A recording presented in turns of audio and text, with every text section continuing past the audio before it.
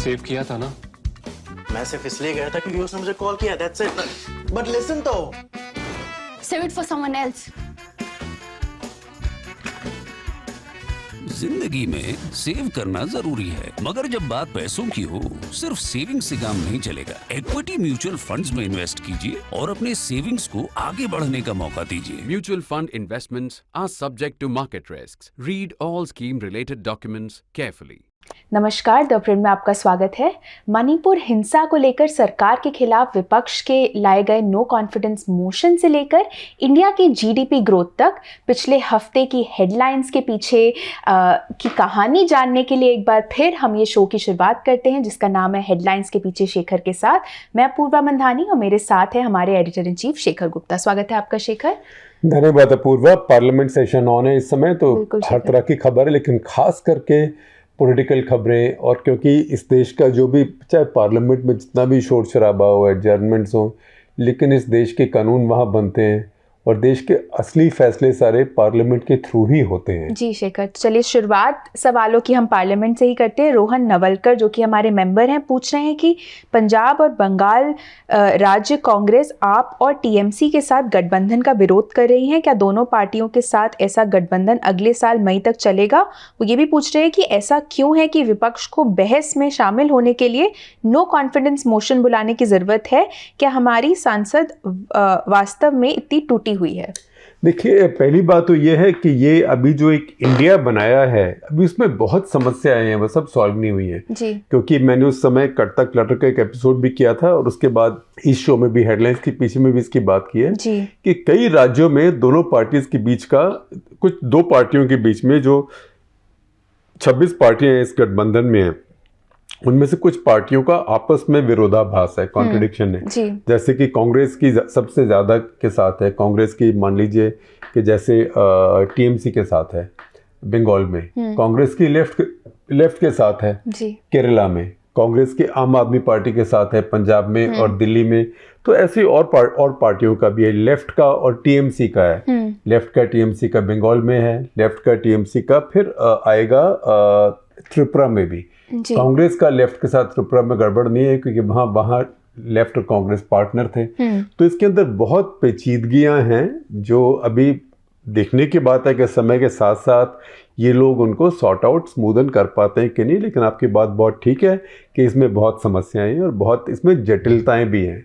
जहाँ तक बात रही नो कॉन्फिडेंस मोशन की, अब नो कॉन्फिडेंस मोशन रोज रोज नहीं आता है। आमतौर पे एक सरकार के टेन्योर में एक बार ही आता है। अगर आप देखें कि कई सरकारें पहले, जैसे इंदिरा गांधी की सरकार थी, उसमें बार बार आया। लाल बहादुर शास्त्री जिनकी सरकार 2 साल भी नहीं चली, उसमें भी 2 बार आया। तो कई बार ऑपोजिशन इसलिए लाती है, इसलिए नहीं लाती कि सरकार को गिराना होता है, इसलिए लाती है कि लगता है कि हमारी सुनी नहीं जा रही है कोई तरीके से। और जैसे अब पार्लियामेंट में शोर शराबा होता है, सुनी नहीं जा रही है, तो इस बहाने से एक डिबेट होगी और हर किसी को उसमें टाइम अलॉट होगा। हर पार्टी को टाइम अलॉट होगा, फिर पार्टी अपने अपने स्पीकर को फील्ड करेगी और इस बहाने से प्रधानमंत्री को भी, क्योंकि नो कॉन्फिडेंस मोशन है, तो वो भी आके, हालांकि कोई टेक्निकली कोई कंपल्शन नहीं है जितना मैं समझता हूँ, लेकिन क्योंकि कोई और भी डिफेंड कर सकता है, लेकिन प्रधानमंत्री ही करते हैं। कभी ऐसे हुआ नहीं कि किसी और ने आके डिफेंड किया हो सरकार को। तो ये एक और मौका है प्रधानमंत्री से बुलवाने का भी। कोई नो कॉन्फिडेंस मोशन इसलिए लेके नहीं आता है कि उनको लगता है कि सरकार गिरा दी जाएगी। आप देखें डॉक्टर मनमोहन सिंह के टाइम भी, जब वो न्यूक्लियर डील के ऊपर बहस हुई थी, फिर वोटिंग हुई थी, वो नो कॉन्फिडेंस मोशन नहीं था, वो कॉन्फिडेंस मोशन था। उसमें डॉक्टर मनमोहन सिंह ने, क्योंकि लेफ्ट ने उनसे सपोर्ट विड्रॉ कर ली थी, तो ये सिद्ध करने के लिए कि मेरे पास अभी भी बहुमत है, उन्होंने कॉन्फिडेंस मोशन मूव किया था कि this house has confidence in this government. तो ये सब पार्लियामेंट में बातें चलती हैं, इसमें कोई ऐसी ना कोई भयंकर बात है और ना इसमें कोई ऐसी कोई जीनियस बात है। शिखर, अगला सवाल ले रही हूँ तन्मयिका साहा का। मणिपुर के ऊपर सवाल है, हम इस पे काफ़ी बातचीत कर चुके हैं अपने कुछ एपिसोड्स में, पिछले एपिसोड्स में, पर तन्मयिका पूछ रहे हैं कि मणिपुर हिंसा में मिली भगत करने या उसे बढ़ावा देने, क्योंकि भारत सरकार के लिए वो बोल रहे हैं किसी भी मुद्दे को हल करना बहुत आसान है, उससे सरकार को क्या हासिल होगा? उनके पास पहले से ही लगातार हिंसा वाले नक्सलवादी उग्रवाद क्षेत्र जम्मू एंड कश्मीर आदि थे। देखिए, सरकार जो है, खास करके मोदी सरकार, हर सरकार पॉलिटिकल होती है क्योंकि पॉलिटिकल पार्टी चलाती है। तो कोई सरकार ऐसी नहीं होती जो पॉलिटिकल नहीं होती। कोई बोले कि नहीं अपने राजनीतिक जो हमारे इंटरेस्ट है उनको एक तरफ रख के और हम अलग से काम, ऐसा कोई नहीं करता है।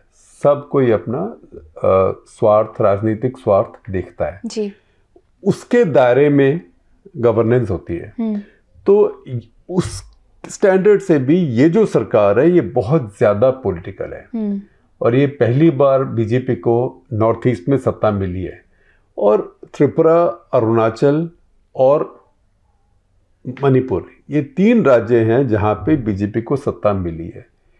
इनमें से अरुणाचल और मणिपुर ऐसे राज्य हैं जहाँ बीजेपी की अपना नेतृत्व नहीं था, अपने नेता पैदा भी नहीं हुए हैं, ज़्यादातर कांग्रेस पार्टी से नेता लिए गए हैं। तो एक इनसिक्योरिटी भी होती है और दूसरा लगता है कि कहीं ये चीज़ हाथ से फिसल ना जाए जी।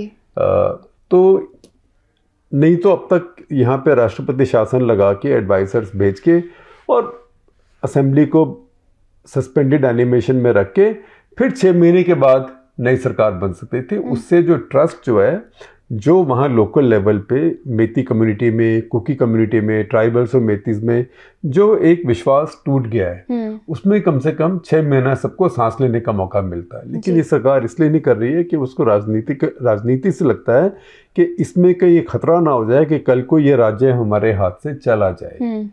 तो वो एक समस्या ज़रूर है जो जिससे कि भारत सरकार कुछ ऐसे काम नहीं कर पा रही है जो कि उसको करने चाहिए।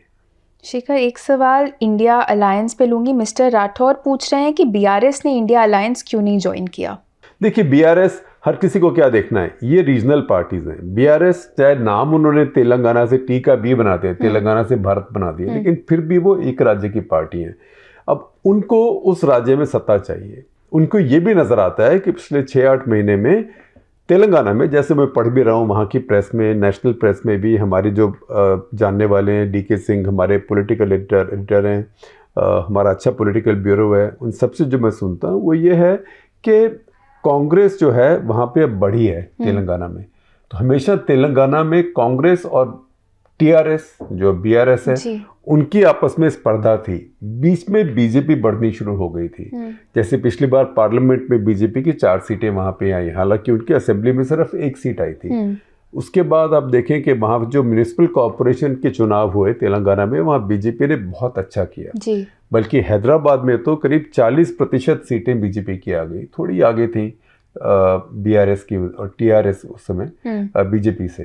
तो ये लग रहा था कि वो भी सोचेंगे केसीआर के चंद्रशेखर राव कि मेरा नया राइवल तो बन रहा है, अब प्रतिद्वंद्वी बन रहा है बीजेपी, तो मैं कांग्रेस के साथ मिलूं। लेकिन जब ये लगने लगा कि कांग्रेस भी यहाँ पे आगे बढ़ रही है और कांग्रेस नंबर 2 पार्टी है ना कि बीजेपी, बीजेपी शायद नंबर 3 पार्टी हो असेंबली के चुनाव में, क्योंकि उनको असेंबली से सरोकार है, उनका पार्लियामेंट में भी मेंबर चाहिए, लेकिन सबसे पहले तो राज्य में अपनी सत्ता चाहिए ना। तो वहाँ पे उनको खतरा इस समय कांग्रेस पार्टी से है। और अगर कांग्रेस पार्टी से अलाइनमेंट कर लें तो फिर उनकी अपनी राजनीति वहाँ पे, मैं नहीं कहता ख़त्म हो जाती है, लेकिन अपनी राजनीति वहाँ पे बहुत बदल जाएगी। तो इतना बदलाव, उसके बाद कांग्रेस और वो मिलके बीजेपी का मुकाबला करेंगे तो एक तो ऑटोमेटिकली बीजेपी नंबर 2 हो जाएगी जी। दूसरा, अगर वो मिलके करेंगे तो कांग्रेस को कितनी सीटें कंसीड करेंगे। अगर कांग्रेस को सीटें कंसीड करते हैं वहाँ पे तो उनका जो भी बिल्कुल ही टोटल कंट्रोल जिसे कहते हैं स्ट्रॉन्ग मैन गवर्नमेंट है वो चल पाएगी कि नहीं, क्योंकि वहाँ खुद हैं, उनका बेटा है, उनकी बेटी है, वो सब इस्टेब्लिशमेंट स्ट्रक्चर में। तो ये सारी बातें होती हैं। हर नेता खास करके क्षेत्रीय पार्टियों का, वो किसी भी हालत में अपने क्षेत्र में जो अपना हित है उसका बलिदान नहीं देगा, उसका त्याग या उसकी कुर्बानी नहीं देगा राष्ट्रीय राजनीति के लिए। जी, अगला सवाल आदित्य का है, हमारे मेंबर हैं, पूछ रहे हैं कि आईएमएफ ने हाल ही में 2023-24 के लिए भारत के जीडीपी फोरकास्ट को रिवाइज करके 6.1% कर दिया है। आपने हमेशा कहा है कि भारत को 5 ट्रिलियन इकोनॉमी बनने के लिए इसे डबल डिजिट की विकास दर बनाए रखनी होगी। बढ़ती आबादी के साथ ग्लोबल हेडविंग्स फेवरेबल नहीं दिख रही हैं, क्या ऐसा आने वाले भविष्य में संभव है?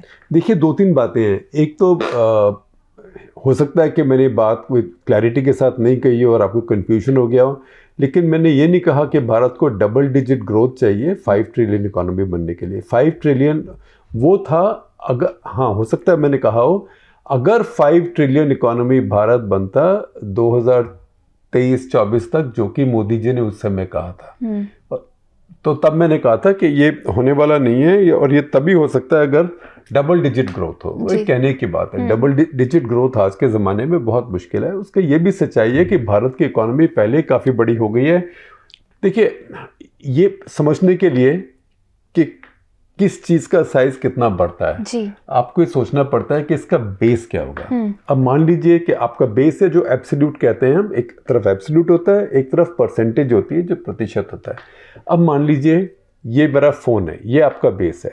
आप बोलें कि इस फ़ोन में मैं इतना इसको और बढ़ा दूंगा, तो इतना अगर इसको आप और बढ़ाएंगे तो हो सकता है इस फ़ोन का करीब वो 10% बढ़ गया। आप बोलेंगे मेरी तो 10% ग्रोथ हो गई, पर इस फ़ोन की जगह अगर मेरे पास बड़े वाला आईपैड होता, 13 इंच वाले आईपैड में अगर मैं इतना और बढ़ाता, फिर आप बोलते कि यार तेरी तो ग्रोथ सिर्फ 1% से भी कम हुई। आपकी बात वो भी सच होती और ये भी सच होती। उसमें फ़र्क क्या है? क्योंकि यहाँ पे उसका बेस इतना है, वहाँ पे आईपैड का बेस इतना है जी। तो जैसे आपका बेस बढ़ता है वैसे आपके प्रतिशत ग्रोथ कम होती है। तो भारत की इकोनॉमी का बेस अब बढ़ गया है। भारत की इकोनॉमी इस समय जब हम बात कर रहे हैं करीब 3.5 ट्रिलियन डॉलर के करीब है जी। इस साल के एंड तक, फाइनेंशियल ईयर के एंड तक 370 के करीब आसपास आ जाएगी। तो उसके ऊपर 10% 12% ग्रोथ बहुत कम होगी, कभी हो जाएगी लेकिन बहुत कम होना। वही आप सोचिए कि अगर छोटी भारत की इकोनॉमी होती जैसे कि आजकल आज से 15 साल पहले थी, तो उस पर 10% होना एक और बात है, आज होना एक और बात है। इसमें थोड़ा सा और आपको थोड़ा और तफसील से समझाने की कोशिश करता हूँ। अब आप देखिए कि जैसे चीन की इकोनॉमी है, भारत की 3.4 ट्रिलियन डॉलर है, चीन की 18 ही मान लीजिए, 18.01 है, 18 मान लीजिए 18 है, तो भारत से करीब 14 ट्रिलियन डॉलर ज़्यादा है ना। मैं सब फिगर राउंड करके बता रहा हूँ। अब आप सोचें कि भारत की इकोनॉमी मान लीजिए 10% पे बढ़ रही है। अगर 10% पे बढ़ेगी तो भारत एक साल में कितनी वैल्यू ऐड करेगा, कितनी वेल्थ क्रिएट करेगा? 10% 3.4 ट्रिलियन डॉलर का। तो इसका मतलब है कि उसका 1/10 भारत ऐड करेगा अगले साल में, राइट। उसके साथ साथ अगर आप चाइना की देखें, चाइना की सिर्फ 2% पे ग्रोथ कर रही है। अगर चाइना की 2% पे ग्रो करेगी तो वो जितनी वेल्थ या वैल्यू ऐड करेगी चाइना की इकोनॉमी में, वो भारत की 10% की ग्रोथ से भी ज़्यादा होगी जी। तो आप समझिए, जैसे 34 के ऊपर, फिर से मैं इसको सिंपल तरीके से बताने के लिए कह रहा हूँ, 3.4 ट्रिलियन है तो उसको आप 340 मान लीजिए, सिंप्लिसिटी के लिए, कैलकुलेशन के लिए। जब 340 पे 10% बढ़ता है तो 34 उसमें ऐड होते हैं, 34। लेकिन जब 1800 के ऊपर 2% ऐड होता है, बढ़ता है, तो 36 ऐड होते हैं। तो 2% ग्रोथ में भी चाइना की जो इकोनॉमी है भारत से ज़्यादा वैल्यू ऐड करेगी। तो मैं इतना आपको एलैबोरेटली इसलिए समझा रहा हूँ कि हर समय 10% से ऊपर बढ़ना संभव नहीं होता। तो तभी कहने का मतलब यही था कि अगर आप ऐसे कह रहे हैं कि 2023-24 में 5 ट्रिलियन हो जाएंगे, तो तभी हो सकता है। अगर आपकी ग्रोथ लगातार डबल डिजिट दबादब हो, ऐसे नहीं हो सकता है। जैसे प्रधानमंत्री जी ने कह दिया था कि फार्मर्स की इनकम डबल हो जाएगी, वो 5 साल में होनी थी, अभी तो नहीं हुई ना। तभी हमने ये कैलकुलेट किया था कि फार्मर की इनकम डबल करने के लिए उसकी ग्रोथ इतनी होनी पड़ेगी इनकम में, जो कि नहीं हो सकती है। क्योंकि अगर आप इतिहास देखें, जो मॉडर्न इतिहास है खेती का, वो ये है कि किसी कंट्री की भी, किसी भी देश की एग्रीकल्चरल ग्रोथ 5-7 साल के पीरियड में, 10 साल के पीरियड में कभी 4% औसत से ऊपर नहीं हो सकती है जी। वो ग्रीन रेवोल्यूशन टाइप ज़माने चले गए। हो सकता है आगे भी कोई क्रांति आ जाए, लेकिन ये बिना क्रांति के मैं बता रहा हूँ। तो उसमें हर चीज़ में रियलिस्टिक रहना चाहिए। ये कहने के बाद ये भी बात है कि जनसंख्या का इस समय जो आपने कहा कोई इतनी बड़ी समस्या नहीं है, क्योंकि भारत की जो जनसंख्या ग्रोथ है अभी, जो टोटल फर्टिलिटी रेट जिसे कहते हैं, वो अब 2.1 हो गया है। वो भी पिछले साल का है, बल्कि मैं कहूँगा 2 साल पहले का है। और क्योंकि वो ग्राफ नीचे जा रहा है, अब हो सकता है 2.1 से भी कम हो गया हो।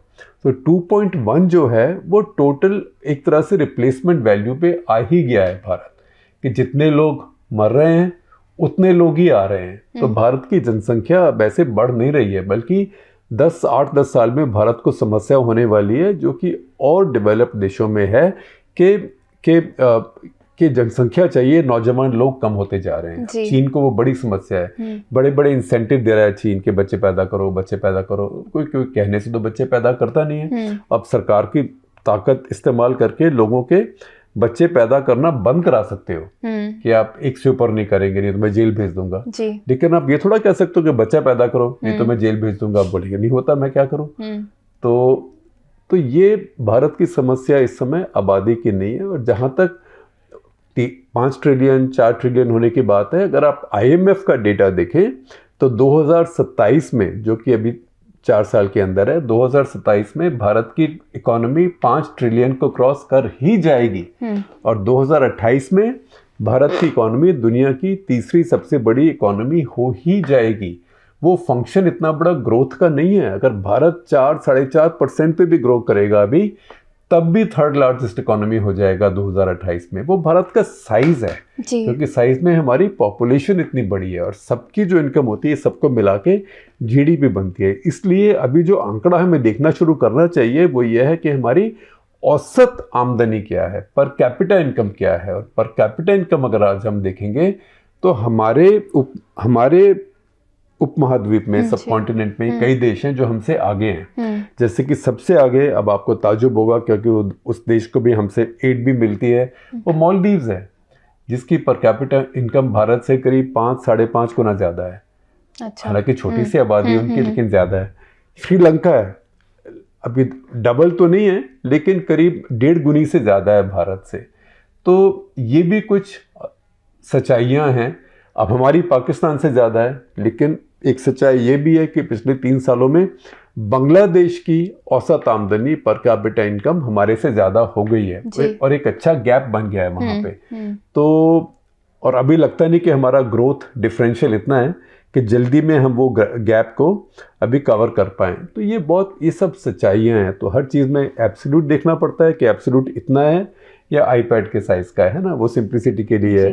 दूसरा ये देखना पड़ता है कि आपकी परसेंटेज कितनी है और आपकी परसेंटेज से कितना फ़र्क पड़ेगा। तो उसी में ये कहना कि मैं $5 ट्रिलियन इकॉनमी हो जाऊंगा, वो आप एब्सोल्यूट की बात कर रहे हैं जी। लेकिन वो 5 ट्रिलियन को आप रिलेटिव टू व्हाट, किसकी तुलना में क्या होता है, ये बड़ी महत्वपूर्ण बात है जी। तो अभी जो हमारा गैप है चीन से, वो जब हम 5.7 ट्रिलियन डॉलर इकोनॉमी हो जाएंगे 2028 में, ये IMF की वेबसाइट पर है, उन्होंने डेटा दिया है, तब हमारा और चीन का गैप करीब $22 ट्रिलियन होगा। आज वो गैप $14 ट्रिलियन है। तो हम बढ़ जाएंगे तो दूसरा भी तो बढ़ रहा है ना, दूसरा नहीं बैठा हुआ है। और ऐसे हमारा और अमेरिका का गैप भी जितना आज है उससे आगे और बढ़ जाएगा। तो जो आपने शुरू में बात कही थी, अगर हम डबल डिजिट पे ग्रो कर पाएँ तो फैंटास्टिक है।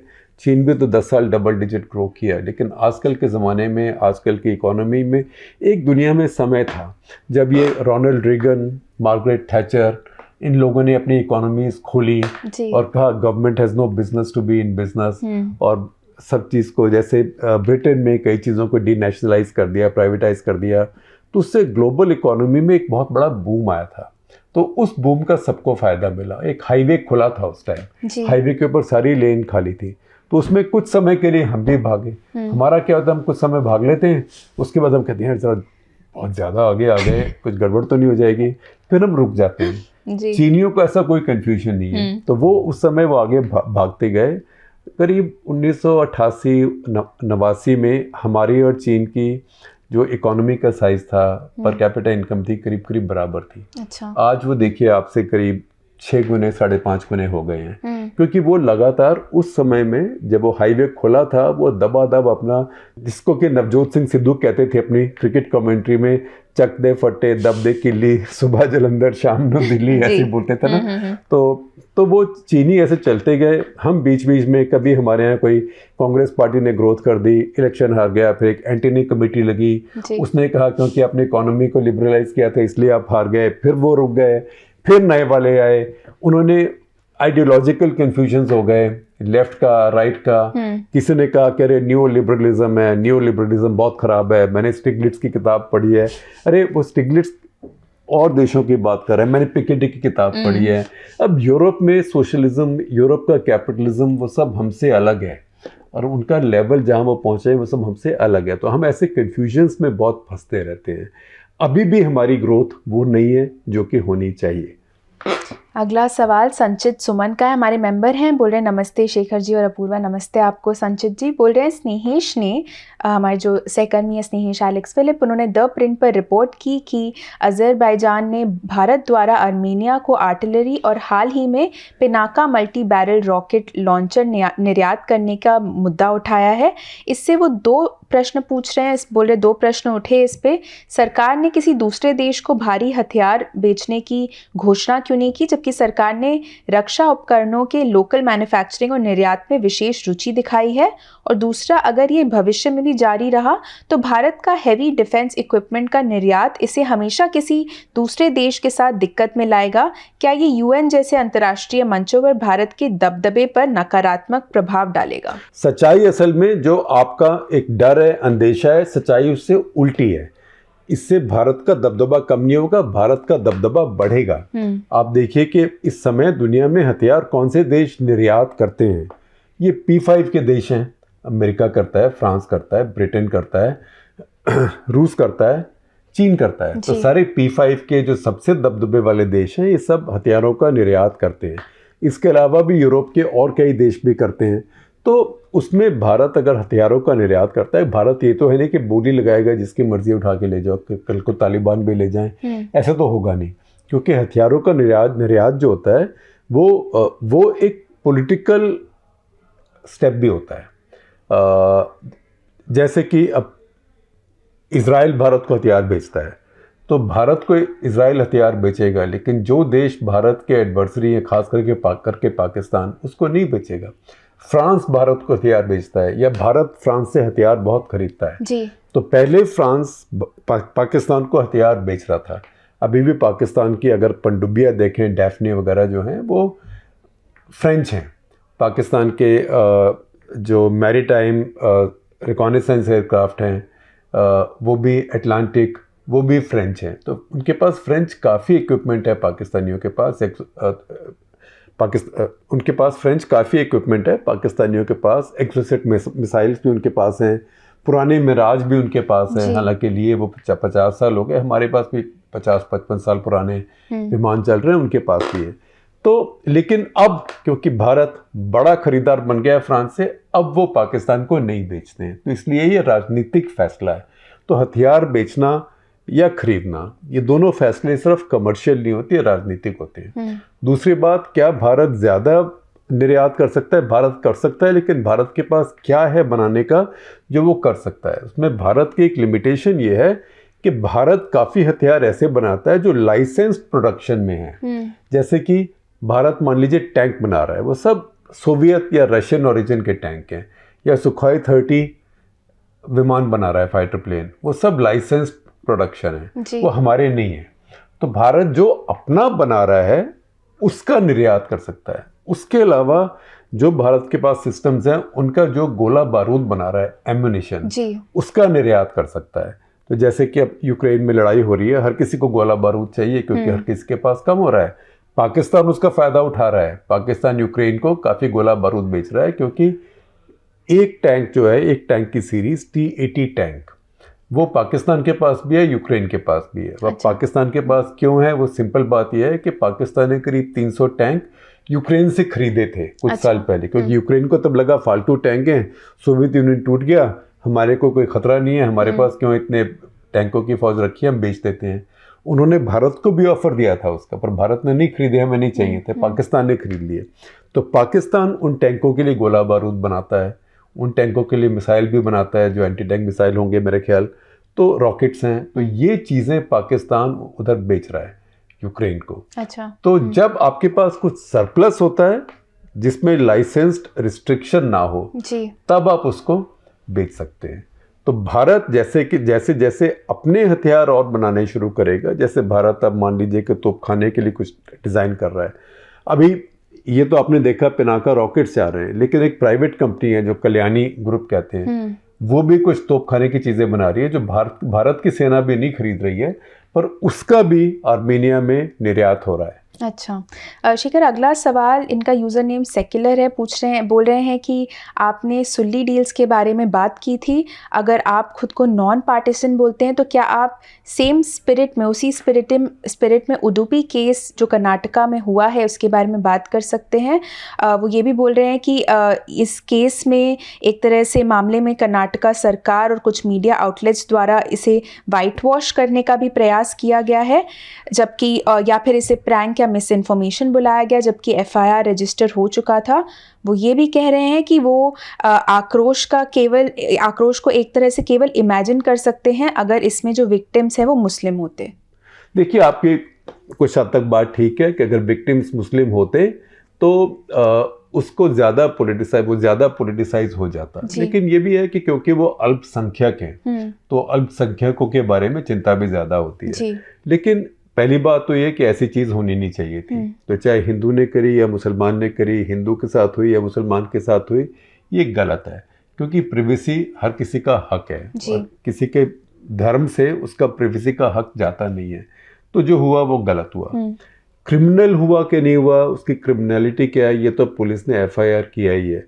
मैंने ये शरण पोवाना जो कि हमारे बेंगलोर कॉरेस्पॉन्डेंट है, कर्नाटका कॉरेस्पॉन्डेंट है, उनसे पूछा भी, तो उन्होंने कहा कि वो लड़की जिसके साथ ये अलेजेडली हुआ, उस लड़की ने खुद पुलिस को शिकायत अभी नहीं करी है, वो कंप्लेनेंट नहीं है। ये पुलिस ने सो मोटो केस रजिस्टर किया है क्योंकि वो मीडिया में आया और कुछ वीडियो वगैरह इधर उधर गए। उस लड़की ने कॉलेज की अथॉरिटी को रिपोर्ट किया और कॉलेज की अथॉरिटी ने पुलिस को रिपोर्ट किया।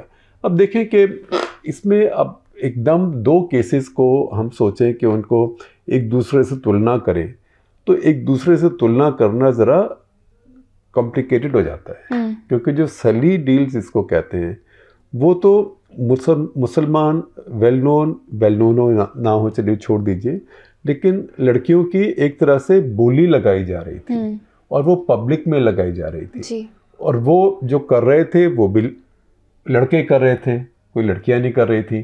तो वो बहुत ही पेचीदा मसला था और बहुत ज़्यादा क्रिमिनलिटी का मसला था। ये जो है ये भी इन्वेजन ऑफ प्राइवेसी है, ये भी क्रिमिनलिटी है। अब इसमें मुझे इसकी लीगल सिचुएशन पता नहीं है कि इसमें कंप्लेनेंट का कितना रोल होता है, ये अपूर्वा बताएंगी, जिसको कि अंग्रेजी में कहते हैं प्रेसिंग चार्जेस। तो ये अभी केस चल रहा है और जैसे होगा इसके बारे में हम आपको और बताएंगे। सिर्फ एक ही बात है कि द प्रिंट में ना हम किसी चीज़ को बढ़ा चढ़ा के कुछ तिल का ताड़ बनाएंगे और ना ही हम किसी को वाइट वॉश करेंगे। जी शेखर, अगला सवाल क्रिश कोचर का आ रहा है, हमारे सब्सक्राइबर हैं, बोल रहे हैं कि आपके चैनल का नए सब्सक्राइबर हैं वो हमारे चैनल के, बोल रहे हैं लेकिन लंबे समय से इसका अनुसरण कर रहा हूँ, केवल कुछ चैनल ही जोर देने योग्य है, मेरे लंबे प्रश्न के लिए क्षमा करें। बोल रहे कोई बात नहीं, बिल्कुल क्रिश आप बेफिक्र रहें। बोल रहे हैं कि आपकी राय जानना चाहते हैं कि आप कितना सोचते हैं कि एक मजबूत विपक्ष जरूरी है, अगर ऐसा होता तो किसानों के विरोध प्रदर्शन या मणिपुर मुद्दों का कई अन्य मुद्दों पर पीएम मोदी के मौन दृष्टिकोण को अधिक शक्तिशाली रूप से चुनौती दी जाती, लेकिन साथ ही देश में बहुमत वाली सरकार की कितनी ज़रूरत है, इसलिए आर्टिकल 370 को हटाने या सीए और एनआरसी को लागू करने जैसे महत्वपूर्ण निर्णय लिए गए, जिनमें मुझे याद है तब से देरी हो रही थी। आपकी राय क्या है, क्या बहुमत वाली सरकार होनी चाहिए या शक्तिशाली विपक्ष? देखिए, बहुमत वाली सरकार और शक्तिशाली विपक्ष दोनों साथ रह सकते हैं जी। इसमें दो बातें हैं। एक तो ये कि बहुमत चाहिए कितना, 273 ही चाहिए ना। अगर 273 भी हो जाए तो 270 तो अवेलेबल हैं बाकियों को, तो फिर भी विपक्ष बहुत मजबूत हो सकता है जी। लेकिन दूसरी बात ये भी है कि विपक्ष कितना मजबूत है, एक तरफ से नंबर पे निर्भर करता है कि कितने एमपी हैं, और एक तरफ आपकी क्वालिटी और आप में दम कितना है इस पे भी निर्भर करता है जी।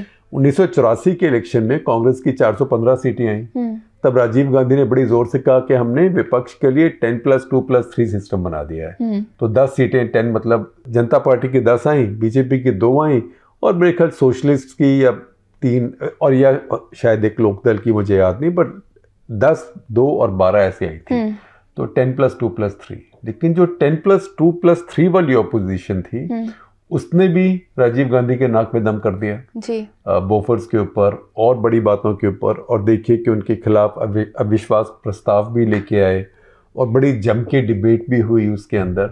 तो ये स्किल भी होती है कि ऑपोजिशन में अब समस्या हमारे यहाँ ये है कि जैसे कि बीजेपी को समय लगा है ये सीखने में कि सरकार में कैसे रहना है, सरकार चलानी है, तो हम ऑपोजिशन नहीं है। कांग्रेस पार्टी को समय लगा है ये अपने को रीओरिएंट करने के लिए कि आपको ऑपोजिशन की पार्टी कैसे बनना है। ये सब राजनीति में, लोकतंत्र में ये चीज़ें चलती रहती हैं। अगर आज मान लीजिए कांग्रेस पार्टी की 100 सीटें होती, 100 सीटें होती, बीजेपी की फिर भी आराम से मेजॉरिटी आ सकती थी, तो आपको बहुमत की सरकार भी मिल जाती और आपको एक मजबूत विपक्ष भी मिल जाता। जी शेखर, आज का आखिरी सवाल लूंगी। समुद्र नील दत्ता का सवाल है, पूछ रहे हैं कि क्या आपको लगता है कि भारत के पास अक्टूबर-नवंबर में होने वाले वनडे विश्व कप जीतने वाली टीम है? देखिए, टीम का टैलेंट है, और सबसे अच्छी खबर ये है कि आज सुबह ही खबर आई है, मेरे ख्याल जय शाह ने बोला है कि जसप्रीत बुमराह फुली फिट है, और कुछ उनके वीडियो भी आए हैं, वो बॉलिंग कर रहे हैं नेशनल क्रिकेट एकेडमी में, जहाँ पे वो रिहैब कर रहे हैं। उनके काफ़ी बड़ा मेडिकल ट्रीटमेंट हुआ है, रिहैब कर रहे हैं, और थोड़ा उनका एक्शन भी चेंज हुआ है अभी, क्योंकि कई बार जब फास्ट बॉलर्स खास करके इंजरी होती है उनको, तो देखते हैं, क्योंकि आजकल बहुत साइंटिफिकली डॉक्टर देखते हैं आपको कि आपके एक्शन में कुछ ऐसा है जिससे आपकी कुछ मसल्स या कुछ जोड़ या हड्डियों के ऊपर, मांसपेशी के ऊपर ज़्यादा स्ट्रेन पड़ रहा हो, तो थोड़ा सा एक्शन भी चेंज हुआ है, तो उनका वापस आना बड़ी बात है। हार्दिक पांड्या का अवेलेबल होना बड़ी बात है, हार्दिक पांड्या बॉलिंग कर पाएँ बहुत बड़ी बात है। अभी देखते हैं कि ऋषभ पंत का क्या हो रहा है। तो अगर सारे प्लेयर्स अवेलेबल हों तो भारत के पास बहुत मजबूत टीम है, जिसे कहते हैं कि आइडियल कॉम्बिनेशन है यूथ और एक्सपीरियंस, क्योंकि तजुर्बेकार लोग भी हैं, रोहित शर्मा हैं, विराट कोहली हैं, रविचंद्रन अश्विन हैं, ये सब बहुत, मोहम्मद शामी हैं, ये सब एक्सपीरियंस लोग हैं, जडेजा, ये सब एक्सपीरियंस लोग हैं।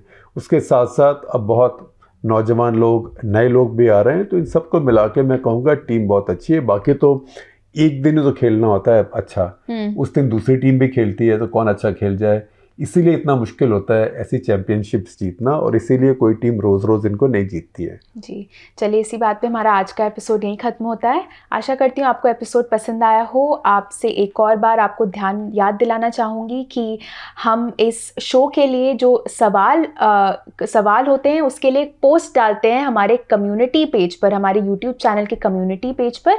आप उस पोस्ट पर कमेंट करके हमें अपने सवाल भेज सकते हैं। एक बार आपसे धन्यवाद भी कहना चाहूँगी कि आप हर हफ्ते हमें बहुत सारे सवाल भेजते हैं और हमारे शो को देखते हैं, इतना पसंद करते हैं, तो उसके लिए आप सभी का बहुत बहुत धन्यवाद।